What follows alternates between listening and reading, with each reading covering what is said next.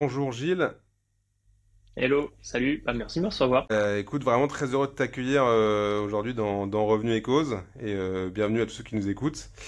Honnêtement, aujourd'hui, je suis assez excité à l'idée d'avoir un échange avec toi. Je pense que ça va être un épisode passionnant pour tout RevOps qui se respecte parce qu'on va aborder un sujet que beaucoup d'organisations cherchent à adresser, mais je trouve Mhm. rarement de la bonne façon en fait.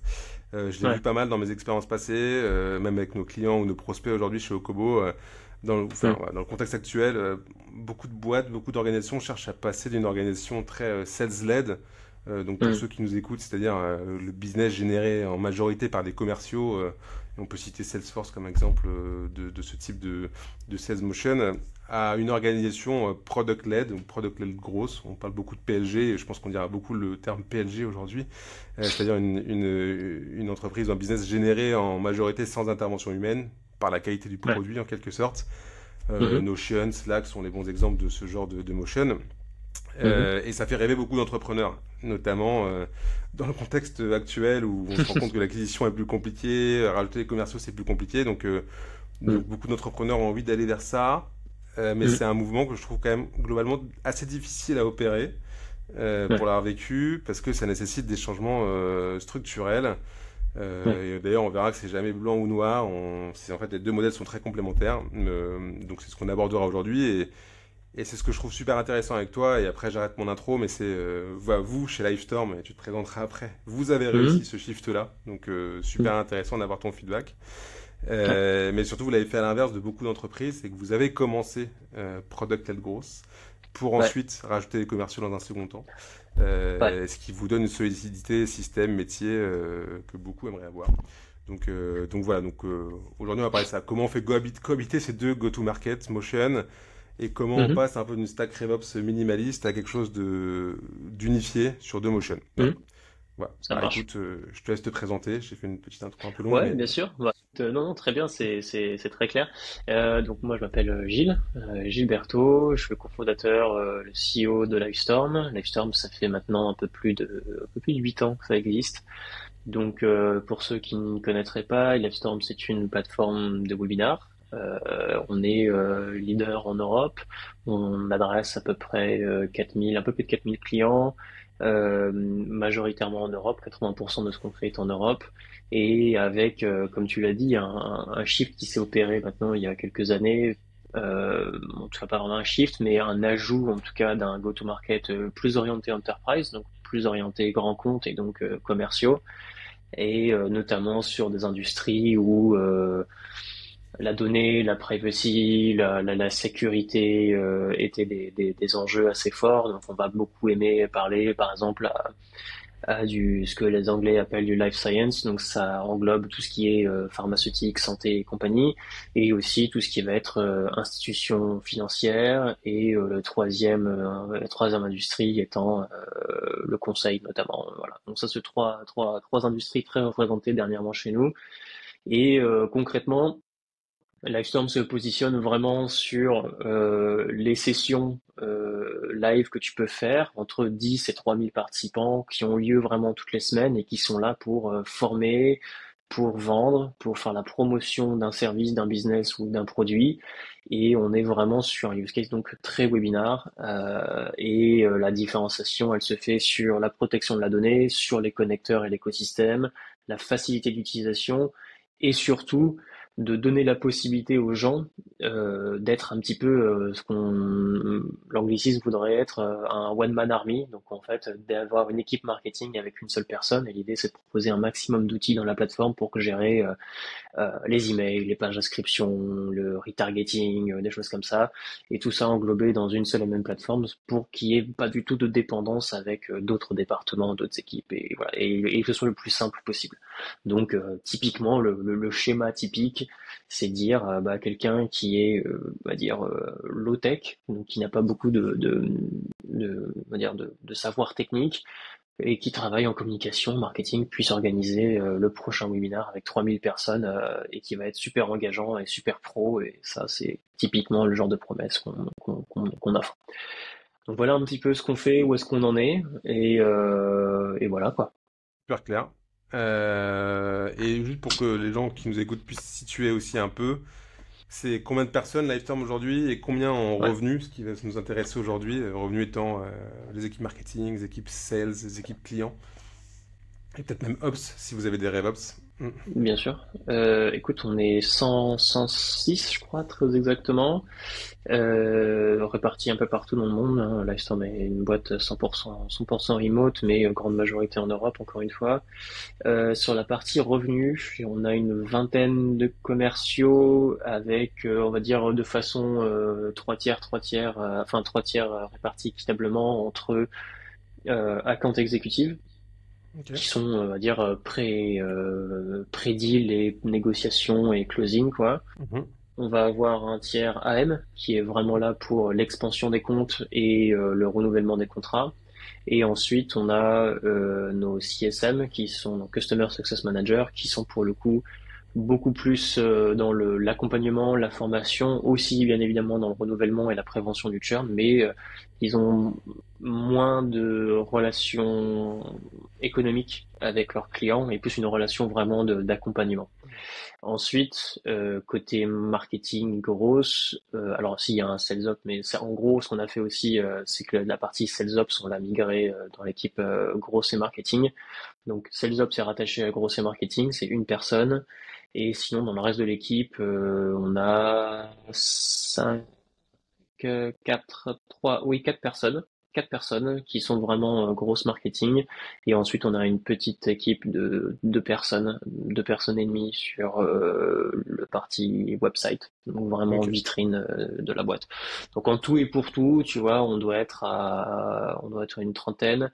Et si tu veux vraiment aller plus loin et inclure la partie service client, qui est pour le coup fait aussi un peu de revenus, on pourra en parler si Mm. tu veux tout à l'heure, mais faut rajouter une dizaine de personnes. Donc en gros, on est à 40 personnes sur 40% de l'effectif qui travaille sur le revenu, quoi. Ok. Et bah écoute, je pense que ça fait une bonne transition parce qu'effectivement, vous avez commencé, j'imagine que vous aviez beaucoup moins de personnes en charge de générer du revenu. Et voilà, le but là, c'est d'être un peu de remonter le temps et l'histoire de Livestorm Hum, mhm, et nous raconter un peu les débuts en self-serve et ce que hum. ça a impliqué aujourd'hui comme Orga et comme Stack RevOps. Donc, je le dis en intro, vous êtes lancé en self-service.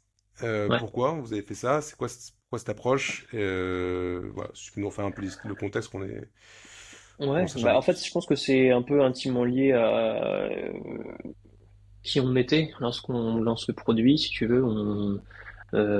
Mes trois associés, on vient de la tech, on vient du produit, on vient du design. Moi, j'avais fait un peu de grosse avant avec Guillaume Cabane à l'époque de Mention pour ceux qui connaissent.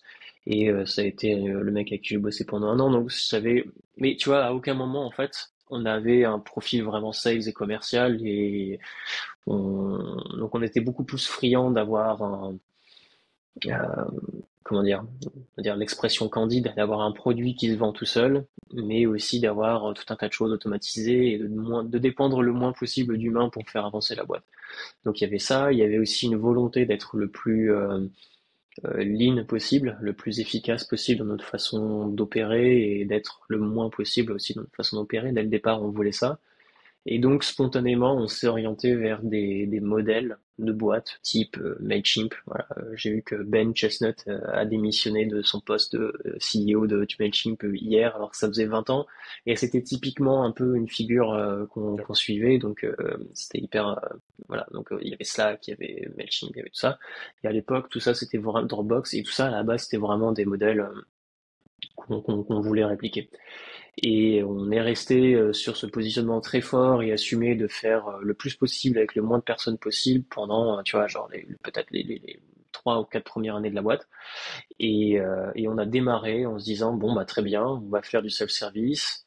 Le self-service, évidemment pas pour tout le monde, c'est-à-dire qu'il faut qu'en face, les gens puissent être à l'aise avec le fait de passer d'un outil à l'autre, de mettre une carte bleue, d'avoir une décision rapide. Donc on s'adresse plutôt à des petites et moyennes sociétés, plutôt dans la tech, plutôt anglo-saxon dans la culture, où ça va plus vite. Voilà. Donc c'était un peu finalement cette volonté de go-to-market, elle a aussi quelque part un peu déterminé le positionnement du produit. Et voilà quoi. Vous aviez déjà au début bien identifié la cible, à savoir pour que ça fonctionne, vous saviez que vous pouviez pas attaquer du grand compte directement comme ça, quoi. Non, non, non. Il y a toujours eu un peu ce mythe pendant très longtemps de dire est-ce qu'on pourrait faire du self-service en enterprise? Mais la vérité, c'est qu'aujourd'hui, tu vois, on a peut-être essayé un petit peu de faire des choses, mais en fait, non, quoi. Enfin, ça fonctionne pas comme ça parce que tu te rends compte que l'enterprise et le grand compte, c'est beaucoup de relationnel, c'est des introductions, c'est un peu de politique, c'est des champions. Bon, ça fonctionne pas comme ça. Tu peux pas faire du self-service. Tu peux faire certaines choses en self-service, mais clairement pas de l'acquisition.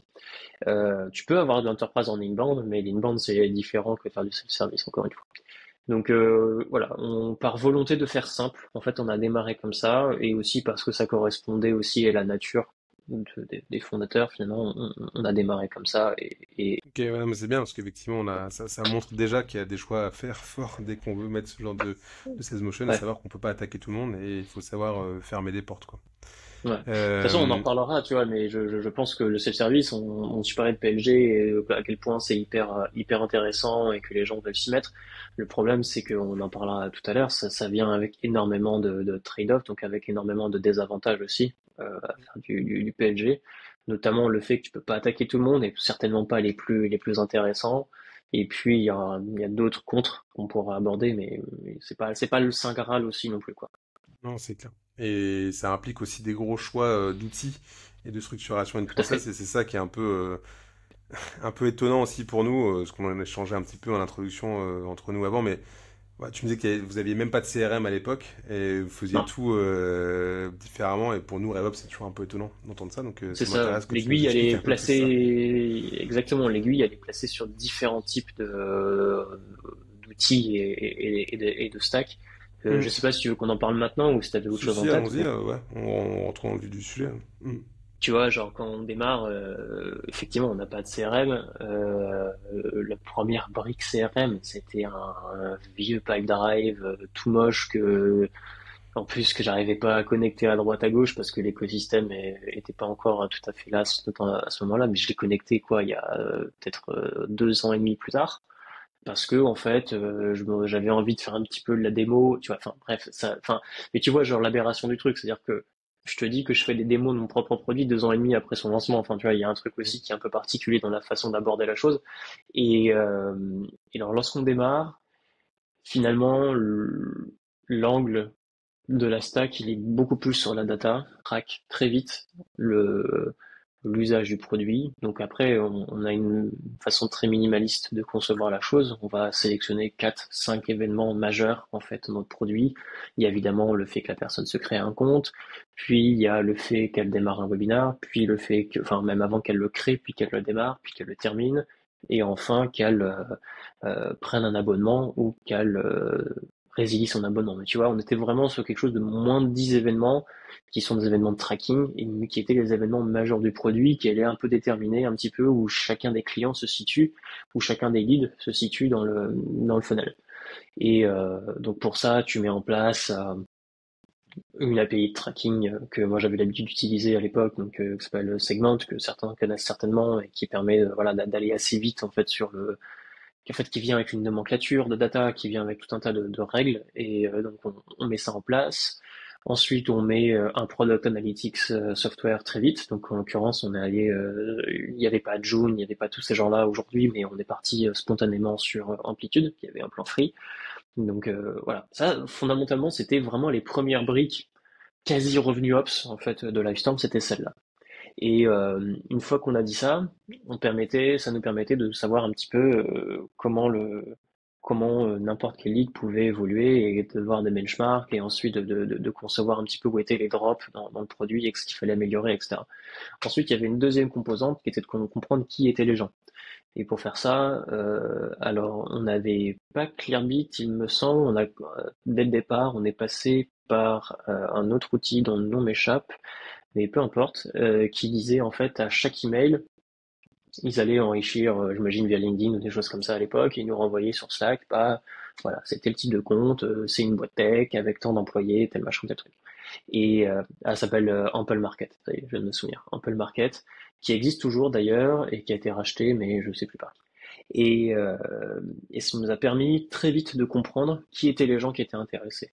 Et une fois qu'on a compris qui étaient les gens qui étaient intéressés, qui venaient finalement conforter une hypothèse qu'on avait dès le départ, bah finalement on a tout orienté autour de ça. On a vraiment consolidé les offerings, on a consolidé comment aller dans le produit, comment nous on se positionnait, comment le website allait parler de nous, etc., etc.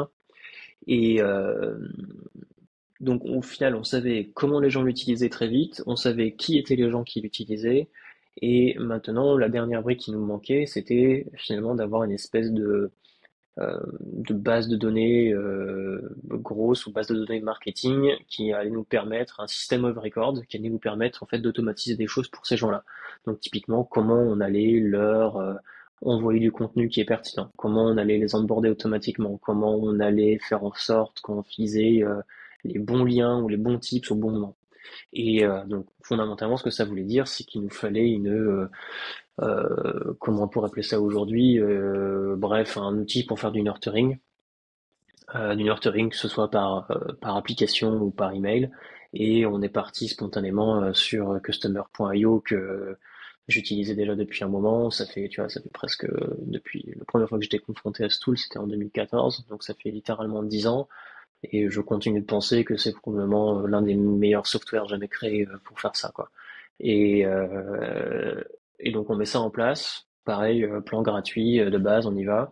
Et là, pareil, approche ultra minimaliste avec, je sais pas, on va avoir même pas 10 campagnes. De la même façon, tu vois, c'est la campagne onboarding, dès que le mec se crée un compte. Qu'est-ce qui se passe quand il devient client? Qu'est-ce qui se passe quand il devient inactif? Qu'est-ce qui se passe quand il churn? Et voilà, quoi.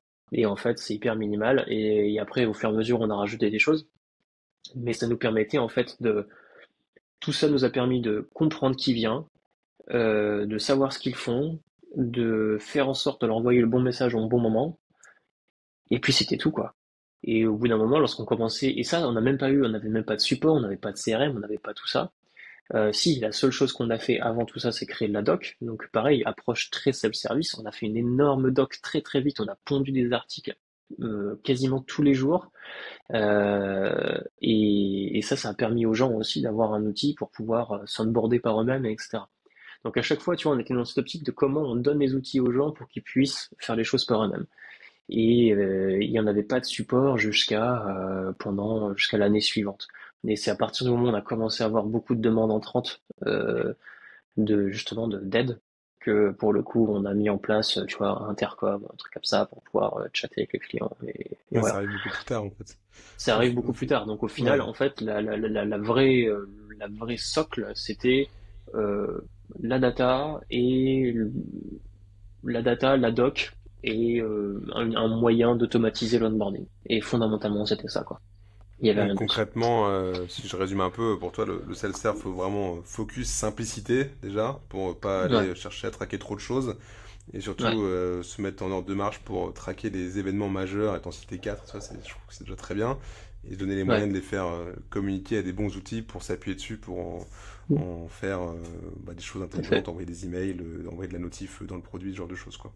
Ouais, je Mm. pense que rétrospectivement, tu vois, un truc qu'on a fait un peu à la main, c'est la partie purement financière, tu vois, alors le billing system et avec les invoices, machin. Alors, encore une fois, tu vois, on parle de quelque chose d'il y a 8 ans, et il y a 8 ans, Stripe n'était pas au niveau où ils sont aujourd'hui.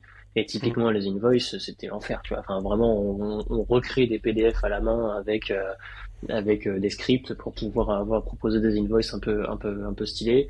Et pareil, le reporting de MRR pur, c'était un truc basé sur Stripe, mais bon, c'était pas hyper quali sur la façon de la reporter.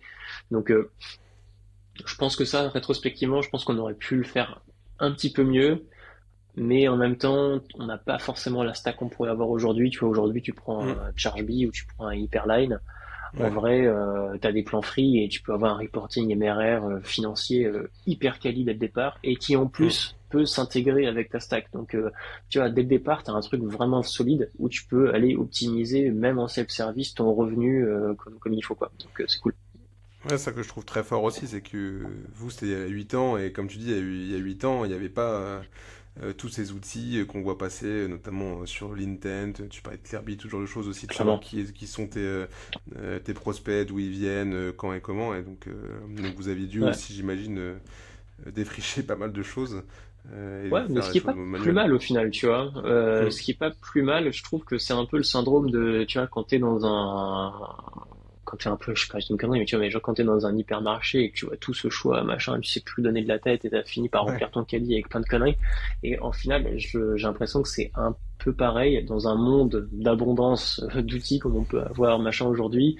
En fait, t'as vite fait d'en mettre trop, quoi. Et je pense qu'à l'époque, en fait, t'avais pas trop le choix. Alors, je parle déjà comme un vieux con, tu vois, mais déjà à l'époque, t'avais pas trop le choix d'en mettre peu. Et au final, c'est peut-être une contrainte qui est peut-être presque saine, parce que ça te défocus pas trop et ça Hmm. fait du bien aussi au porte-monnaie, quoi. Tu te poses les bonnes questions. Mais toi, typiquement, tu disais Customer.io, c'est magique, c'est magnifique, mais c'est pas parce que tu prends Customer.io que ça va marcher, quoi. C'est parce que tu as eu beaucoup de structuration avant, de suivi des événements, encore une fois, la data que tu vas suivre intelligemment, c'est ça qui fait que ça marche bien. Hmm. Et puis aussi parce qu'on les connaissait. Enfin, tu vois, enfin, en Hmm. vrai, j'aurais pu faire le fifou et me dire, bah vas-y, je vais prendre. Alors encore une fois, hein, je vais citer de software, je les connais pas et je les adore, mais c'est juste que je sais pas. Tu vois, j'aurais pu prendre Attio et j'aurais pu prendre, je sais pas, Default et tous ces nouveaux outils, etc. Sauf que parce que c'est stylé, parce que c'est, enfin, c'est objectivement stylé, mais je les connais Hmm. pas. Tu vois, je les ai jamais utilisés avant. Et là, en fait, le réflexe aussi qu'on a eu, c'est de dire, bah, je prends des outils que je connais qui sont bien objectivement, mais qui en plus je connais. Et en vrai, tu vois, j'ai zéro onboarding de moi-même, quoi. J'arrive, jour 2 je suis déjà en train de faire les campagnes, en fait. Ouais, mais c'est vrai, tu peux tester, apprendre et adapter si besoin, quoi. C'est clair. Et, et toujours cette partie plutôt self-serve PSG, c'est quoi les KPI que tu suivais à l'époque? Parce qu'on entend beaucoup parler des KPI sales, MQL, Hmm. SQL, opportunité, taux de conversion, etc. Mais quand tu es PSG, tu suis quoi concrètement pour savoir si tu es bon en revenu? Ouais, bah écoute, il y a, enfin au début enfin le truc c'est que quand tu démarres et quand on est à un stade où t'as moins de 100 clients, fondamentalement, il n'y a pas grand-chose à traquer, hein. Il y a Hmm. ton nombre de sign-up, fondamentalement, combien de gens t'amènent sur ta plateforme, combien de gens prennent un abonnement en sortie. Et c'est à peu près tout. Et après, évidemment, tu as le revenu associé. Et voilà quoi. Enfin, nous, on avait le nombre de sign-up par mois qui a augmenté. J'avais le nombre de souscriptions qui démarrait. J'avais mon taux de conversion entre les deux. Je voyais comment il évoluait en fonction de ce qu'on faisait sur le produit ou en fonction de ce qu'on faisait sur le site web. Et c'était tout. Et j'aurais eu la donnée financière, je pense que je l'aurais associé, ça aurait permis de voir, d'avoir un petit peu plus de détails en plus, mais je serais pas allé beaucoup plus loin.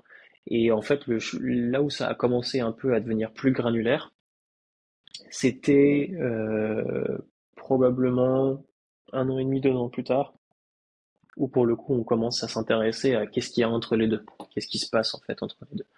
Et on commence à s'intéresser à quels sont les événements intermédiaires et comment ces événements intermédiaires influent sur l'output final, qui est bah, finalement le nombre de souscriptions et donc le taux de conversion. Et donc là, pour le coup, bah, tu peux prendre Amplitude, tu peux prendre Joom, tu peux prendre tout un tas d'outils, mais tu vas définir ton funnel et tu dis, OK, événement de départ, sign up, événement de sortie, subscription started. Au milieu, bah vas-y, je vais faire un filtre et je vais regarder un petit peu comment ça se passe si je prends que ceux qui ont démarré un événement. Enfin, je mets un segment et je ferai tous Hmm. ceux qui ont démarré un événement entre les deux événements. Et là, tu vois que ton taux de conversion, il est bumpé de 10 points, enfin littéralement 10 points en l'occurrence pour nous.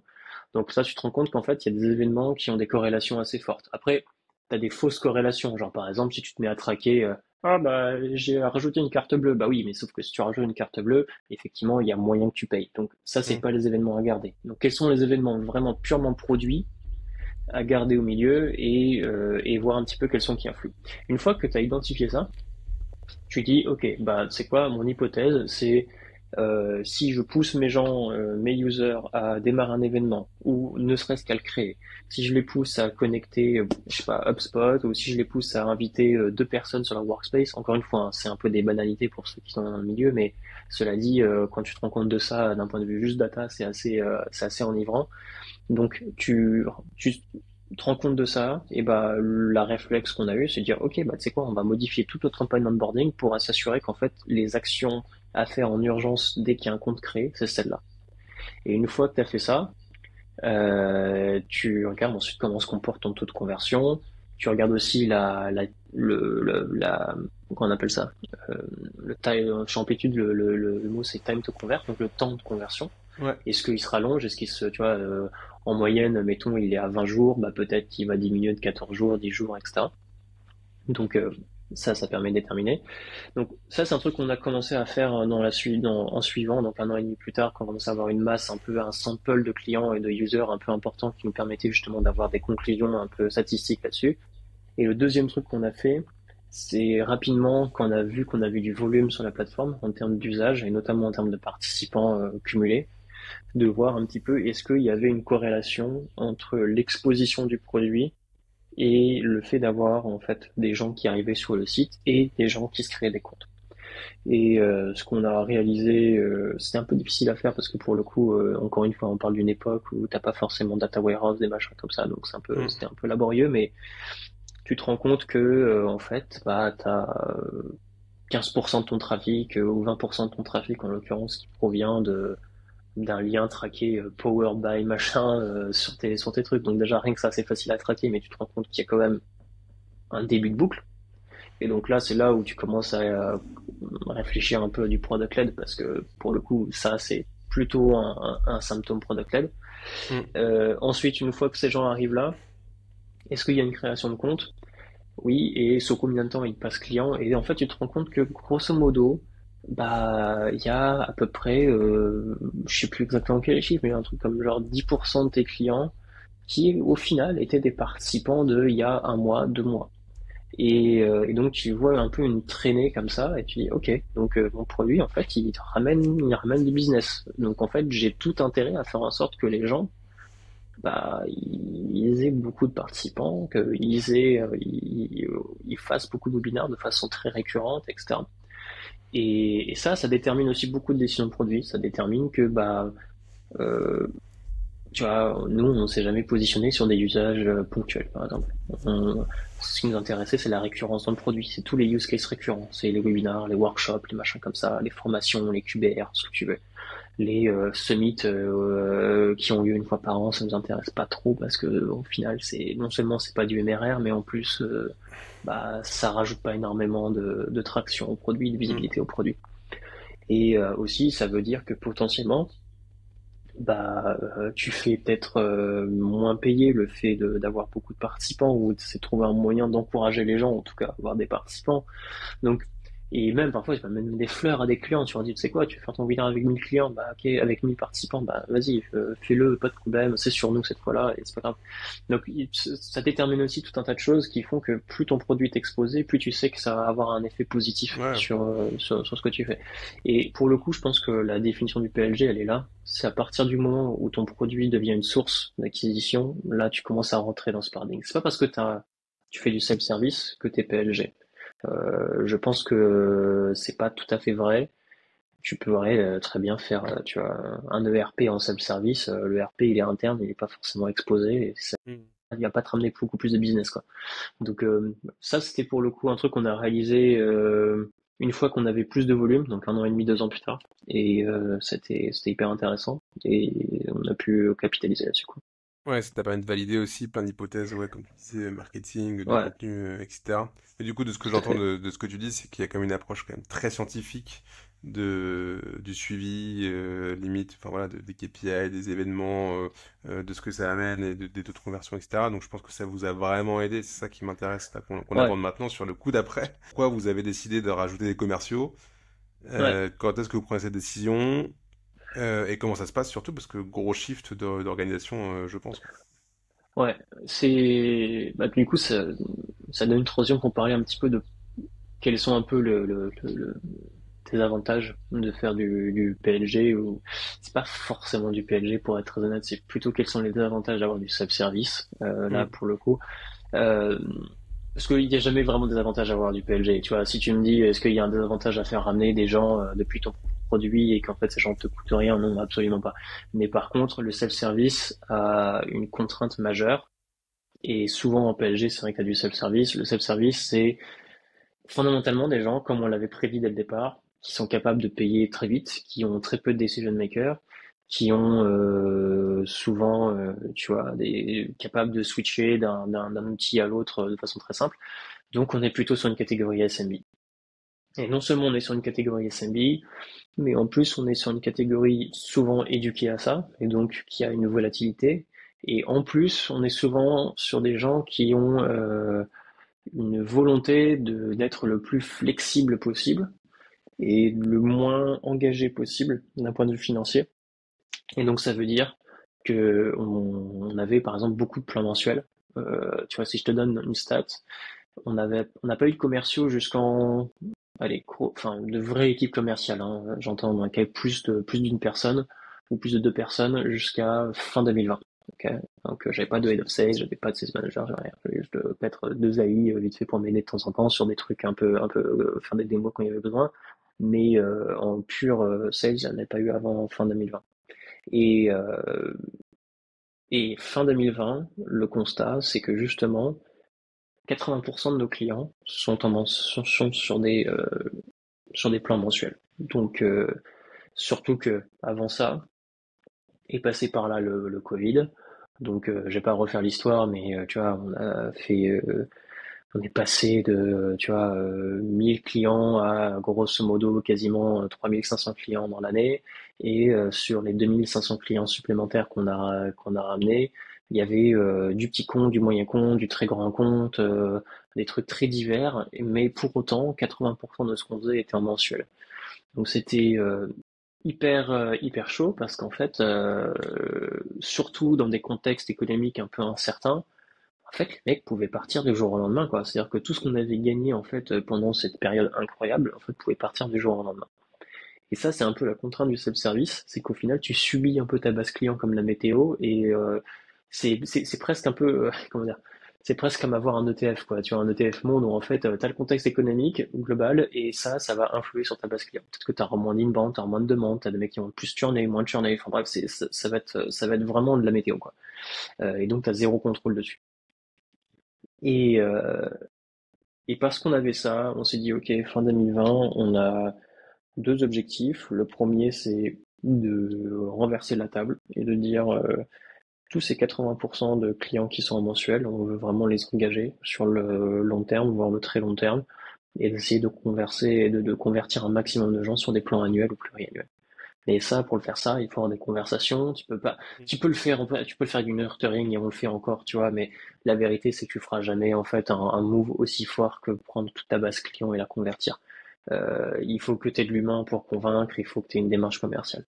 Euh, la deuxième opération, c'était qu'en fait, on avait aussi beaucoup de grands comptes qui sont rentrés cette année 2020, voire des énormes comptes qui demandait d'avoir du suivi, qui demandait de payer tout d'un coup avec des factures. Donc tu vois, on a payé genre avec des cartes bleues et du Go Cardless pendant 5 ans. Tout d'un coup, t'as un mec qui nous demande un PO. Qu'est-ce que c'est qu'un PO? Enfin, tu vois, bref.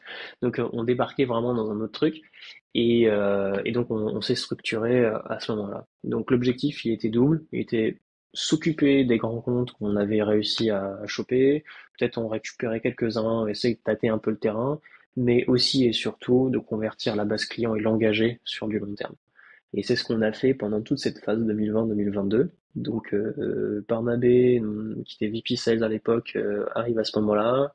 Il monte une équipe sales et sur les 2 ans, on a littéralement renversé la table parce que maintenant 75%, 77% de ce qu'on fait est en annuel voire pluriannuel. Donc on a complètement renversé le truc, ce qui du coup a un effet monumental sur ton churn et un effet monumental sur ta LTV.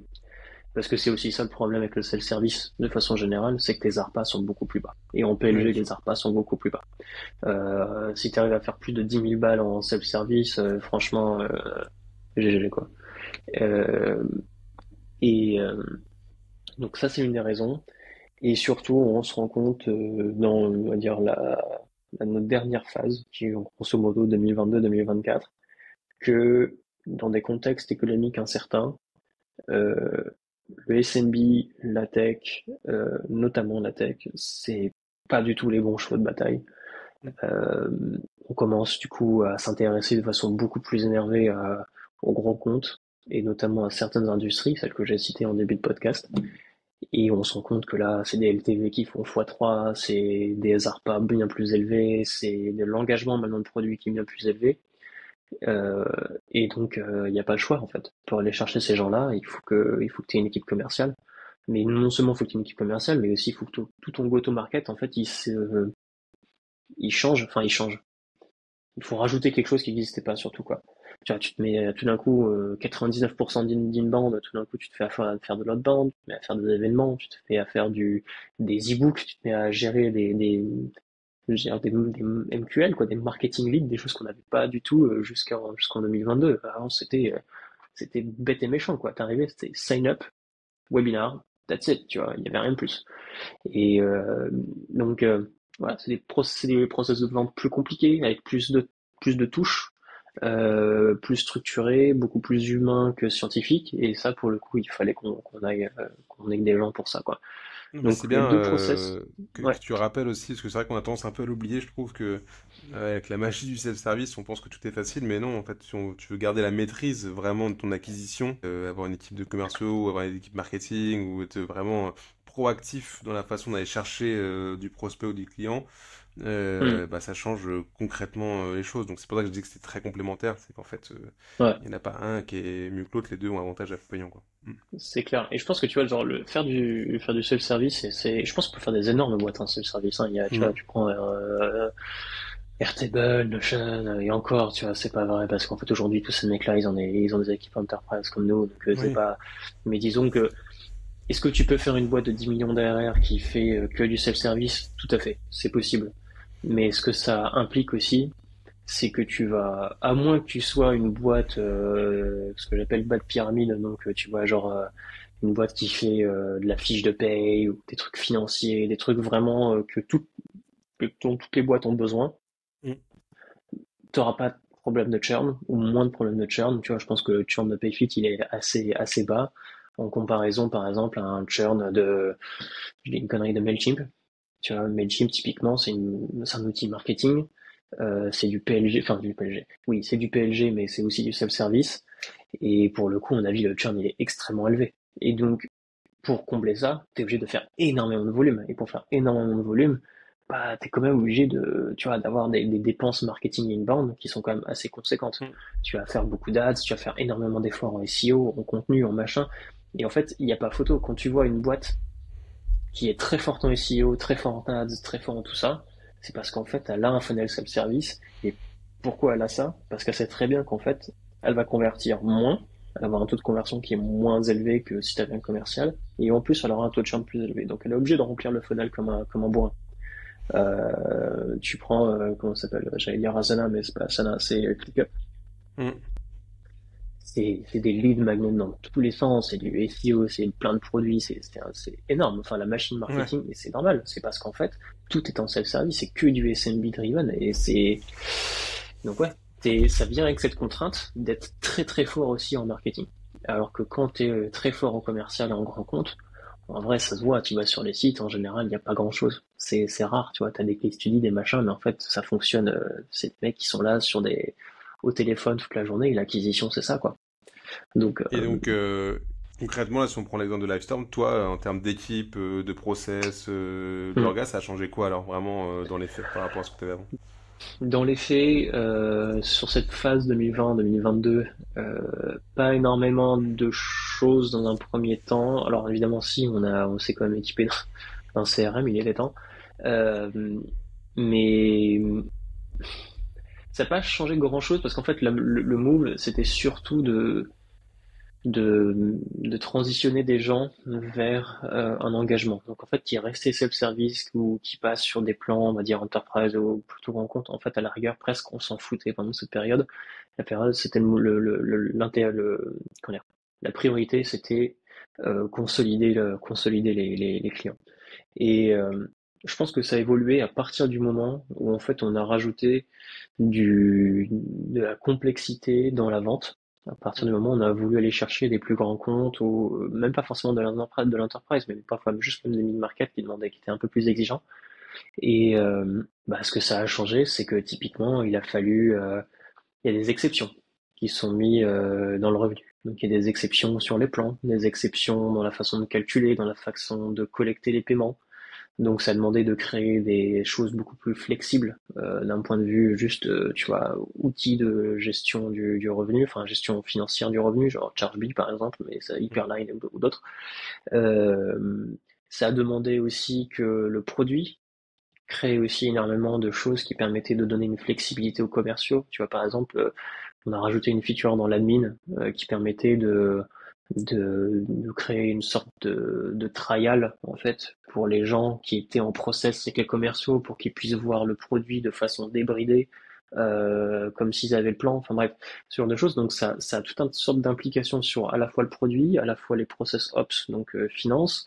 D'un point de vue purement revenu et go-to-market, bah en fait tu te rends compte que ce que tu as en inbound, pardon, ça remplit certes la pipeline sales, mais en fait, ça va la remplir avec beaucoup de petits comptes. Mm. Et ça, on s'en est rendu compte assez tard, mais en fait, c'est vraiment pas bon, quoi. C'est-à-dire que si tu prends un mec que tu vas, tu vois, une mid-market, qui va absolument passer par un commercial parce qu'il veut un devis, un PO, un machin, une démo, tout ce que tu veux, et que derrière, le mec te paye 3000 balles par an, et ben, en fait, c'est pas ouf du tout, parce que Et t'as t'en fais quoi de ce cas-là, ton, du coup? C'est bah, intéressant le parce truc, c'est que que... t'as ton, Ouais, ouais, c'est pas bon du tout parce que ton AI va prendre une com, ton Head of ouais, Sales va prendre une com, ton ouais, VP Sales va prendre une com, le CSM derrière, lorsqu'il va renouveler aussi, au final, ouais. il te reste que dalle. Et en plus, t'as ta Mm. GM, ta machin, bon bref, c'est la merde. Donc il faut absolument pas faire ça, et c'est là où en fait on est rentré dans un truc où, alors ça a été dur d'en sortir, mais c'était une période où en fait les sales se plaignaient que, du coup, en fait, ce qu'on faisait pour répondre à ta question très, très simplement, c'est on, on poussait ils étaient obligés de repousser vers le self-service, vers le self-service à un moment donné. Ouais, tu forçais le canal. Tu forçais les canals et voilà. Ok. Et on est tombé dans une période où en fait les commerciaux se plaignaient que le self-service cannibalisait leur pipeline Ouais, classique. et que du coup ils étaient en concurrence interne avec les trucs. Alors c'est des trucs Mm. que toutes les boîtes vivent. J'avais parlé à l'époque quand on était dans le dur de ça au CRO de Miro. Ouais. Et chez Miro, c'était la même chose. Miro est infiniment plus gros que nous, et pour le coup, ils vivaient la même chose. Mais tu vois, ils me disaient, après, voilà, quoi, c'est un truc de culture, quoi. Enfin, au bout d'un moment, tu vois, le deal, bah, c'est pour la boîte. Oui, ok, le mec, ça l'impact sur ses commissions, mais à la fin de la journée, un deal, c'est un deal, et quand il est closé, qui sont en self-service, en commercial, bah, en fait, c'est tant mieux pour tout le monde. Donc, en fait, si tu veux, le problème, c'était pas forcément qu'il y ait une concurrence. Le problème, c'était de faire en sorte que le commercial soit content avec les deals qu'il avait et qu'il n'ait pas le sentiment de se faire flouer. Ouais. Donc, à Si partir de c'est là, important, je rebondis là-dessus parce que je l'ai beaucoup vu aussi. C'est que des fois on arrive à essayer de créer des usines à gaz Ops ouais, uniquement pour aller commissionner intelligemment l'AE parce que du coup il a, enfin voilà, donc ça crée vraiment des fois même de la perte financière au-delà de la commission, juste de gestion de projet et non d'opération mais pour clairement. aller suivre ces cas-là quoi. Mm. Et comme tu dis, on avait des règles Hobbes à un moment donné complètement farfelues, enfin bref, ça n'avait aucun sens. Mm. Et il faut aussi que les gens soient conscients qu'en fait c'est un truc que à partir du moment où tu as les deux fenêtres, enfin tu auras toujours, dans une certaine mesure, cette discussion et cette remontée de temps en temps. La seule chose que tu peux faire, à mon sens, et je pense que ce qu'on a réussi à faire, encore une fois, dans une certaine mesure, hein, c'est pas 100% parfait, mais c'est de mieux packager tes offres. Et typiquement, donc nous, on a changé de pricing à un moment donné, et on s'est dit, ok, et ben on va mettre une frontière, en fait, à ce que tu peux faire en self-service. Et c'est la différence avec Miro, c'est que Miro, tu peux aller vraiment aussi loin que tu veux en termes d'usage en self-service. Ce qui est un parti pris qui est très cool, que moi j'adore. Mais en fait, compte tenu des tonneaux de merde qu'on avait en interne à gérer, bah, je préférais dire, bah, tu sais quoi, au bout d'un moment, en termes d'usage, bah, c'est fini. Tu es obligé de passer sur un plan commercial. Donc un plan, ce Ok. qu'on appelle business ou enterprise. Ça, pour le coup, ça a été bien accueilli parce que ça permettait justement d'avoir quelque chose de beaucoup plus clair dans l'esprit des gens. À ça, tu vas rajouter le fait que tu vas mettre certaines features aussi côté commercial. Donc tu vas rajouter quoi? Par exemple, des intégrations, tu vas rajouter des features, tu vas rajouter des limites, des choses comme ça qui font que les gens En fait, tu veux donner des arguments de vente. Tu veux te permettre aux commerciaux de dire, ah, mais si vous passez par moi, vous avez ci, vous avez ça, vous avez ci, vous avez ça. En plus de l'usage. Quand tu leur donnes des arguments, ils sont contents. Si tu leur donnes la même chose en self-service et en sales, dans 9 cas sur 10, les mecs vont partir en self-service parce qu'ils ont envie d'avoir, ils ont pas envie de la vérité, c'est que les gens ont pas envie de parler à des gens. Ouais. Enfin, tu vois, donc, ça a Mais du coup, bien l'inverse, c'est solutionné. qu'ils ont pas envie de parler, mais au final, t'arrives pas à leur vendre le maximum du potentiel que tu pourrais leur vendre. Parce qu'ils vont prendre la Non. petite Et feature pour laquelle ils sont venus. exactement. Et dans ces cas-là, voilà. Donc là, on a fait cette première move et je pense qu'en vrai, ça a quand même pas mal aidé. Alors, on a de temps en Donc toi, temps parfois encore ça, t'as complètement cloisonné en fait, hein, si j'entends complètement concrètement, cloisonné. en Je vais te fonction faire de un pour, critères, qualifications, tes self-service ou tes sales, mais en fait, tu passes pas de l'un à l'autre, quoi. Ok. exactement. Donc typiquement, tu vois, nous on est capé à 1000 contacts, donc passer 1000 contacts par mois, tu passes sur un plan commercial. Si tu veux intégration Salesforce, pareil, c'est un plan commercial. Bref, c'est tout un tas de choses comme ça.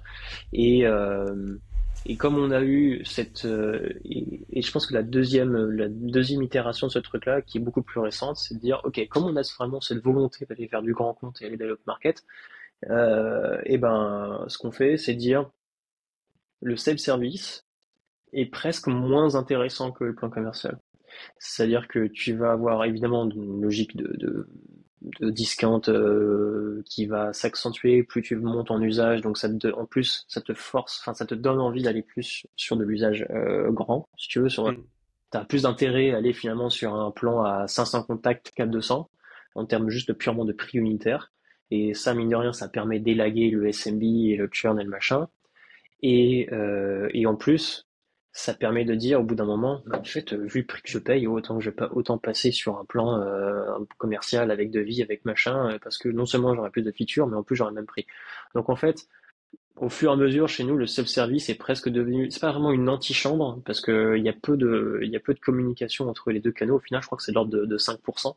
Mais en tout cas, d'un point de vue purement vitrine et packaging, les gens se rendent compte beaucoup plus de la valeur qu'ils obtiennent pour sensiblement le même prix en étant sur de l'enterprise, sur des plans sales.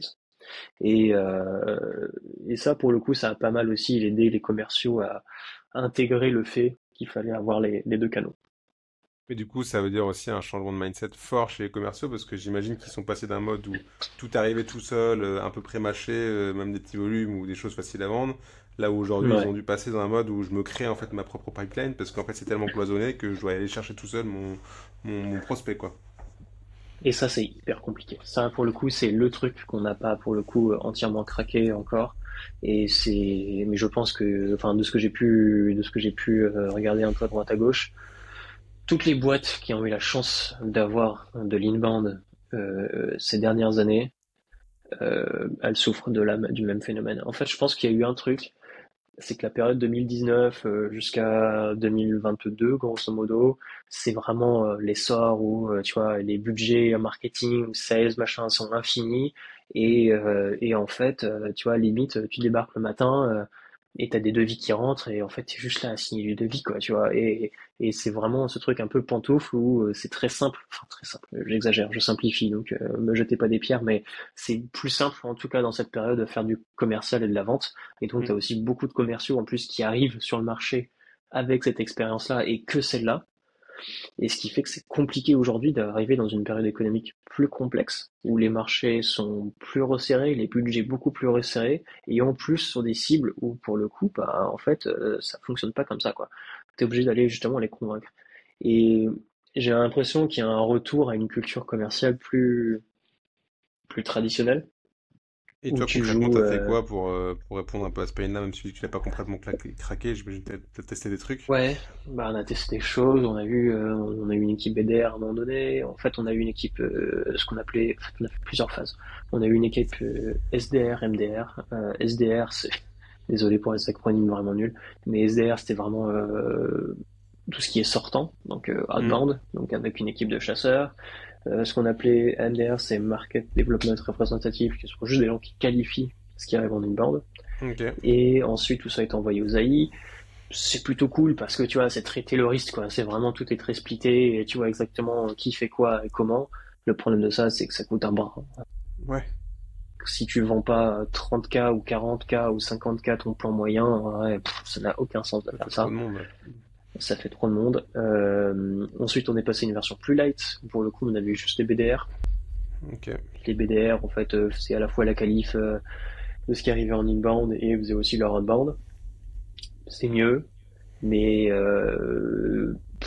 c'est à moins d'avoir des gens qui sont dont ça a été le métier, dont c'était en fait, pour avoir ce schéma-là, il faut vendre relativement cher et il faut que tes BDR soient extrêmement productifs et extrêmement bons pour générer vraiment beaucoup de pipeline et que ça en justifie et que le jeu en vale la chandelle. Et là, maintenant, on est passé sur un modèle un peu plus proche de ce que fait Revolut. Revolut fonctionne comme ça. Alors, c'est pas les mêmes paniers moyens, mais peu importe. C'est pour le coup, on a des account exécutifs qui sont en full cycle où Ok. ils vont faire leur outbound, ils vont faire leur prospection, ils vont faire leur qualif, ils vont faire le closing et voilà quoi. Et je pense que c'est la meilleure solution parce que c'est comme ça que ça fonctionnait dans le temps. C'est peut-être la façon la plus traditionnelle de faire de la vente. Et donc ça, c'est ce qu'on a fait, première chose. Je pense que ça marche plutôt bien. On a fait du sales enablement, donc on a quelqu'un qui est maintenant qui a été là pour aider à former les gens sur le bande, mettre les bons frameworks, les machins, les trucs, avoir des sessions aussi où tu vois tout le monde se met à un moment donné dans une même pièce, même virtuelle, où on fait nos sessions de prospection. Et récemment, on a accueilli un manager qui a été pour le coup plus éduqué à ces métiers de commerciaux plus à la dure et sera Ouais. capable d'insuffler cette culture-là. Ça Mais tu rejoint vois, un au peu le, final, le shift de culture dont tu parlais tout à l'heure. C'est que en exactement. fait, le côté sales pantoufle, ça marchait plus. Là, c'est le sales proactif qui va. Tu lui pré-matches le travail avec de l'inbound, des intent, du score. Et après, lui, il fait le Mais de reste, quoi. ouf. Mm. Et tu vois, genre, enfin, mais je suis désolé, j'ai oublié son nom, je suis très mauvais sur les noms, mais tu sais, il y a cet influenceur très cool là, enfin, qui sévit sur LinkedIn, j'allais dire, et tu sais, qui est très sur l'outbound, machin, et c'est en Ouais. plus c'est un personnage, il va se bandeau. Enfin, je suis désolé, j'ai oublié son nom, en plus on en parle souvent en interne.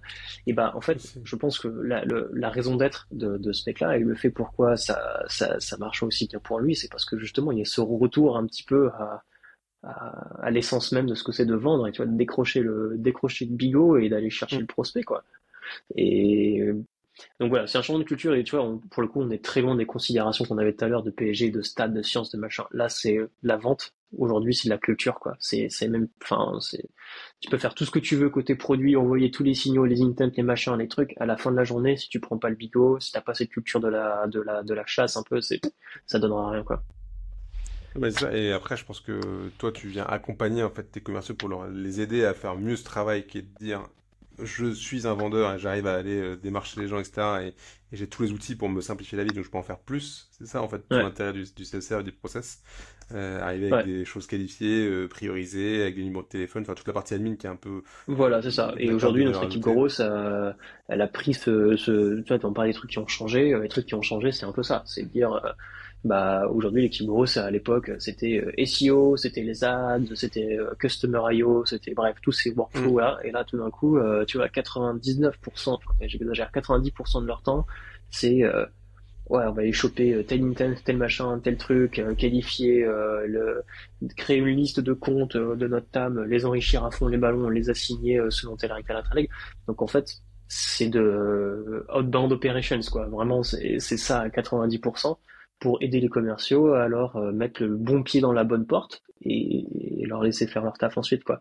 Mais bon, voilà quoi. C'est ça pour le Et coup, ça on a change. touché du doigt un des sujets aussi, mais je trouve intéressant, c'est tu parlais de la rémunération variable. Comment tu as aussi peut-être modifié certaines choses là-dessus pour aider tes commerciaux à embrasser ce changement-là? Alors déjà sur la première chose qu'on a fait sur les différentes phases, c'est tout ce qui était multi-air a été récompensé avec des accélérateurs. Donc ça a demandé aux gens d'aller chercher aussi le plus long commitment possible. Mm. On a fait en sorte également qu'il y ait des obligations d'activité aussi dans la REM. Donc typiquement de faire beaucoup de bandes, des choses comme ça. Euh, on a demandé aussi à des gens qui étaient plus éloignés tu vois, tu parles des CSM qui n'avaient finalement aucune incitation financière. Aujourd'hui, Mm. elles en ont un petit peu. Ok. ce qui permet à tout le monde de contribuer aussi à cette partie du revenu.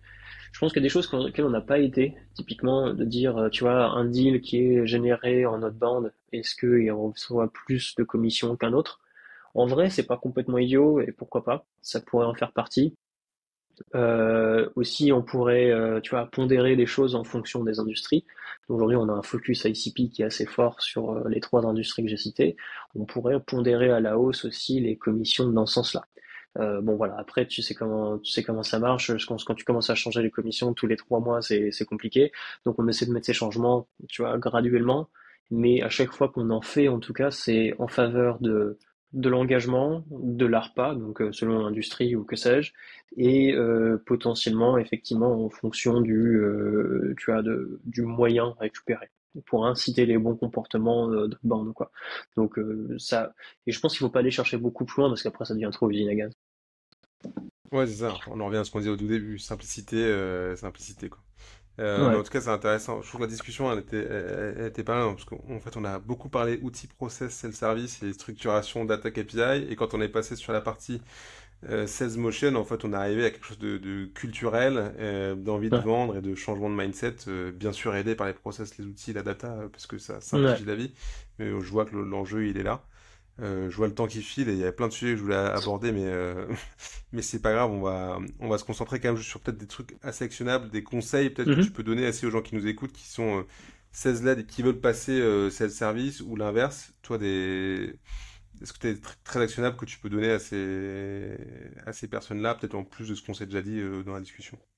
Donc pour le passage de sales led à self-service, je pense il y a quand même un investissement en produit qui est quand même assez, enfin peut-être que c'est le cas, mais en tout cas il y a un petit investissement en produit d'abord, qui est de dire, ok, est-ce que je peux avoir le bare minimum qui est, est-ce que je peux accéder au produit sans avoir demandé de permission à personne. Et en vrai, juste de commencer par là. En fait, je pense pas qu'il faut y aller non plus à full vapeur dès le départ, mais au moins ouvrir la porte. Tu vois, je pense que si je vous prends une image, c'est celle-là, l'avant, t'as un chien de garde devant ta porte, là, tu ouvres le portail et tu laisses entrer, tu vois ce qui se passe. Hmm. Et là, rien que si tu fais ça, ensuite tu mets un peu d'analytics derrière, tu vois comment ça se comporte, tu vois où est-ce que ça drop, où est-ce que ça active, qui sont les gens qui font ça, est-ce que c'est les mêmes personnes qui nous contactent d'habitude. Bon, tu regardes et ensuite tu prends des décisions. Mais moi, j'ouvrirai d'abord la porte et ensuite on voit. Et une fois que tu vois qu'il y a un petit peu de volume, qu'il y a des gens qui sont intéressés, même s'ils vont pas forcément jusqu'à prendre un abonnement, mais qu'au moins il y a un intérêt à rentrer par cette porte, bah ok, dans ces cas-là, tu essaies de déterminer quel est le chemin le plus court pour accéder à un abonnement. Et ce qui sous-entend que tu peux prendre un abonnement. Donc il y a aussi une infrastructure financière ou revenu à mettre en place. Est-ce que tu as un charge bee? Est-ce que tu peux prendre un plan automatiquement? Est-ce que tu as Stripe? Bon, c'est des trucs à déterminer, mais il faut s'assurer que ce soit possible aussi de prendre un abonnement tout seul comme un grand. Et une fois que tu as ça, quel est le chemin le plus court? Quelles sont les actions les plus notables? Donc c'est littéralement le chemin par lequel nous on est passé, c'est dire ok, est-ce que tu vois, mettons, je suis Spendesk, on a du self-service, le mec se crée un compte, il peut prendre un plan par lui-même. Est-ce que le fait de créer, je sais pas, de créer un budget, ça va être déterminant dans son parcours en moyenne? Mais pour ça, tu as besoin aussi de laisser vivre la chose pour que tu aies des samples statistiques qui soient suffisamment constants pour pouvoir en faire quelque chose. Donc c'est un peu à la fois un jeu de patience et de pas en faire trop dès le départ et de juste de mettre deux, des décisions produits d'abord et de voir ensuite comment ça se passe et de pas hésiter à refermer si vraiment ça fout trop le bordel. Mais j'irai pas full sim. Vraiment, moi je mettrai les choses très graduellement pour voir. Ok. Et aussi pour peut-être accompagner les commerciaux qui n'ont pas l'habitude de voir ce nouveau canal arriver et cette Tout à peur fait. de cannibalisation, quoi. Hmm. Tu vois, exactement. C'est pour ça, tu vois, dès le départ, les mecs rentrent dans le produit, t'es pas forcément obligé de les faire payer tout de suite, tout de suite. Peut-être que, Hmm. en fait, ces gens, ils rentrent dans le produit, ils essayent un petit peu, ça génère un peu de pipeline pour les commerciaux, voilà. Hmm. Si tu sens qu'en fait, il y a ces gens-là qui tombent dans la pipeline des commerciaux, qui sont en fait trop petits ou pas intéressants, ou en fait, ça te bouffe ton CAC et c'est pas ton payback et que c'est pas hyper intéressant, d'un point de vue purement financier, bah, ok. Dans ces cas-là, tu ouvres la possibilité de prendre un abonnement et ensuite, tu vois, mais vraiment, comme on dirait, graduellement, quoi. Ouais, alors chez Usign, on a eu ces questions-là et j'avais mis en place, j'avais introduit cette notion de self-serve assisted, tu vois, qui était là pour dire, dans cette période intermédiaire entre tout est sales ou tout est self-service, en fait, il y avait un moment donné où, comme tu dis, ton prospect est sur ton produit, il fait des choses, tu viens l'aiguiller et l'aider à aller plus loin tout seul, et tu notifies le sales qui peut y aller peut-être au bon moment, et donc il est Ouais. assisté, il est quand même rewardé, mais ça coûte moins cher parce qu'il a fait moins d'efforts. Enfin, voilà, on avait Mais introduit c'est c'est cette notion-là intéressant parce parce que que le self-service assisted, il y a Calendly qui fait ça très très bien. Où pour le coup, il y a vraiment presque trois funnels. En fait, tu as le self-service pur et simple. Vraiment le truc Hum, où tu parles pas à un humain, c'est Netflix-like, quoi. ouais. Ils ont le canal Enterprise qu'on vient de décrire. Et ils ont le truc au milieu, c'est le service assisté, où en fait, c'est trop SMB pour être du Enterprise, trop gros ou trop old school pour être purement self-service. Et en fait, tu as une micro-team dans leur service client qui se charge de faire des devis un peu rapidos ou de parler sur le chat et d'essayer de les convertir sur un plan ou Hum. quoi, ou leur dire ah fais ci, fais ça, fais telle action. Mais et aussi surtout c'est des gens qui sont salariés, c'est pas des gens qui sont commissionnés là-dessus, c'est un peu des espèces d'onboarding facilitator et il n'y a Mm. pas fondamentalement de commission dessus. Après dans l'article je me souviens que ils pensaient éventuellement faire une commission en flat fee ou des choses comme ça pour s'éviter que le CAC parte en vrille, mais hyper intéressant. Tu vois, nous on a commencé à le faire en interne là il y a même pas un an ou pour le coup, alors c'est pas sur les mecs qui rentrent sur le sign-up et qui sont potentiellement clients self-service, c'est plutôt sur les gens qui sont déjà clients, mais clients mensuels, Ouais. et qui ont un intérêt à passer sur l'annuel parce qu'ils payent trop cher ou parce que pour l'usage ou parce que j'en sais rien.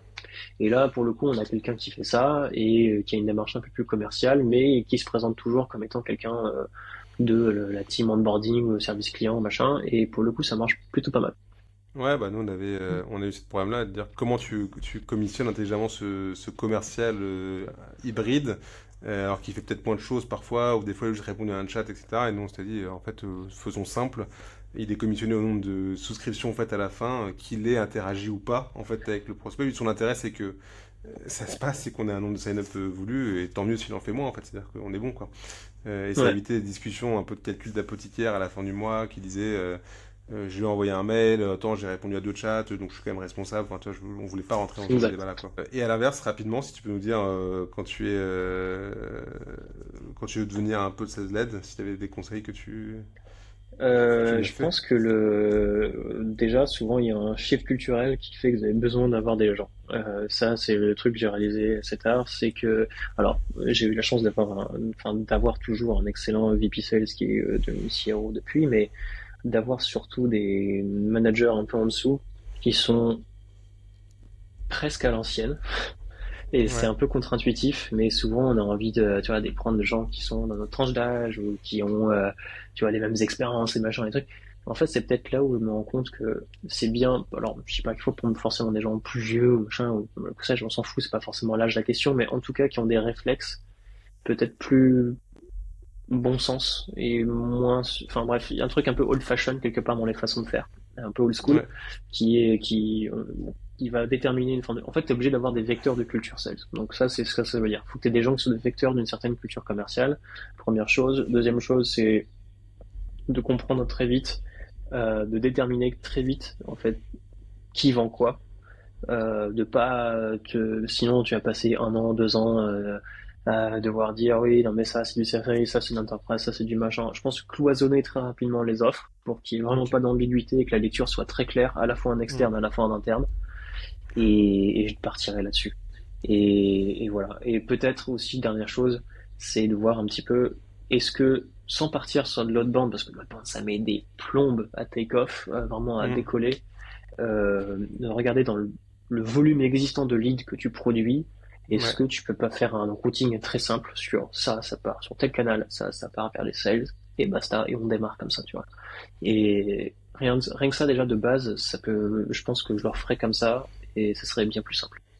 Ouais, donc toujours cloisonnement, réussir à mettre. Je te rejoins sur le shift de mettre en place une vraie culture ou des process outbound, parce que ça nécessite du gros travail, ça prend plusieurs mois, et ça se fait Ouais. pas en claquant des doigts. On le voit pas mal, nous, chez beaucoup de nos clients.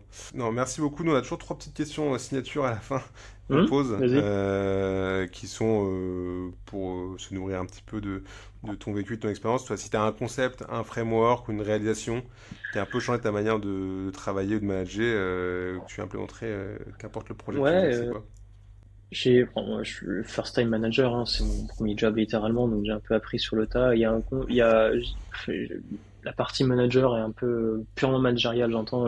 Pareil, je l'ai appris un peu sur le tas, mais cela dit, je retiens qu'il y a quand même quelques frameworks qui m'ont aidé, qui sont beaucoup moins bullshit que ce qu'on peut avoir souvent sur Internet. Et typiquement, il y a un truc qui s'appelle Radical Candor, qui est souvent connu par beaucoup. Et même si le nom est un peu chelou, en vrai, c'est une matrice qui est hyper simple à lire et qui te permet fondamentalement de donner du feedback ou de manager de façon la plus à la fois humaine, à la fois empathique et à la fois empathique pardon et à la fois comment dire honnête. Mhm. Et en fait, c'est un axe très simple où tu vois, tu as un axe vertical qui est justement empathie versus apathie du coup, donc plutôt tu vois très conflictuel versus beaucoup trop ils appellent ça caring. Mhm. Et tu as un axe horizontal qui est concrètement le silence d'un côté versus la rapidité, ou en fait être très vocal sur ce feedback. Et en fait, l'idée c'est d'être le plus à la fois empathique et oui, d'être le plus empathique et le plus direct possible. Et en fait, c'est un framework très simple, mais en fait, il donne ensuite plein d'exemples sur comment ça s'applique sur tes one-on-one, tes machins, tes trucs. Et c'est hyper simple à lire, c'est hyper simple à retenir. C'est souvent très bien accueilli pardon, par les équipes et les nouveaux managers. Donc ouais, je recommande. En vrai, c'est pas mal. Bah non, ça fait partie des livres qui nous avaient été fortement poussés chez La Fourchette slash TripAdvisor quand on y pensait en Ok. disant quand t'es manager à un certain niveau, lis ça parce que ça t'aide vraiment énormément dans la Hmm. façon de communiquer avec les équipes. Et clairement, ouais, je rejoins le conseil. L'autre question qu'on pose pas, c'est ouais, bon, on doit peut-être un peu parler aussi, mais l'erreur ou la pire fausse bonne idée entre guillemets que t'aurais pu avoir et qui t'a coûté le plus cher depuis que t'es entrepreneur. Bah enfin clairement, ce qui nous a coûté le plus cher, je pense, je pense qu'il y a un moment donné où Livestorm a un peu fait nimp, en tout cas j'ai fait nimp. C'est toute la période, je pense, 2020-2021, où en fait tu sors d'une série B, tu sens pas forcément le vent économique tourner, mais je pense que personne ne l'a senti, très honnêtement.